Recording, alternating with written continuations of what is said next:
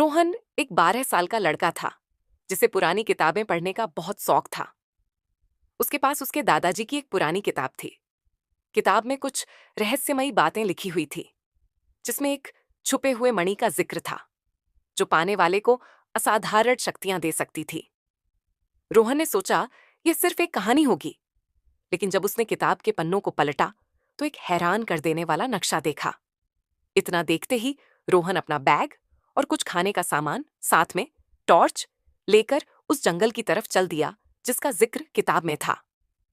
जंगल काफी घना और डरावना था, लेकिन रोहन डरने वाले लड़कों में से नहीं था। वह बस यही सोचते हुए आगे बढ़ता चला जा रहा था कि क्या सच में वहां कोई मणि है।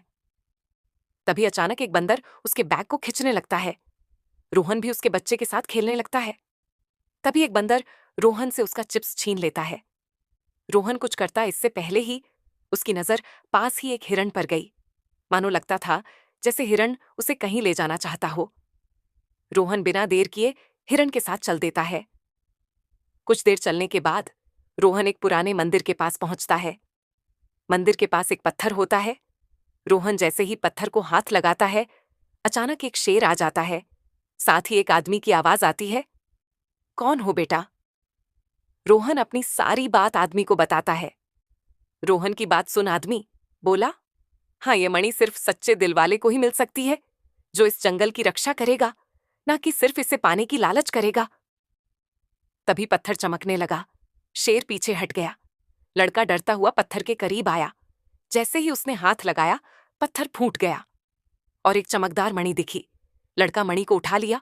मणि उठाते ही मणि में से तेज प्रकाश निकला और मणि गायब हो गया। उसकी सारी ऊर्जा रोहन में समा गई। आदमी रोहन से बोला, अब तुम इस जंगल की रक्षा कर सकते हो और तुम्हें सारे जानवर की भाषा समझ में आएगी। रोहन हैरान रह गया। तभी शेर रोहन के पास आया और बोला, तुम एक अच्छे इंसान हो। रोहन शेर की बात सुन उसे प्यार से सहलाया। रोहन समझ गया असली ताकत जंगल की रक्षा करने में है। रोहन अब एक नया इंसान बन चुका था, जंगल का रखवाला। रोहन अब तय कर चुका था कि उसे अब रोज जंगल जाना है। यही विचार कर वह घर लौट आया। आशा करती हूं आपको रोहन की यह कहानी पसंद आई हो। मिलती हूं किसी अन्य कहानी के साथ। तब तक के लिए आप हमारे चैनल को सब्सक्राइब और बेल आइकन को दबा लीजिए। धन्यवाद।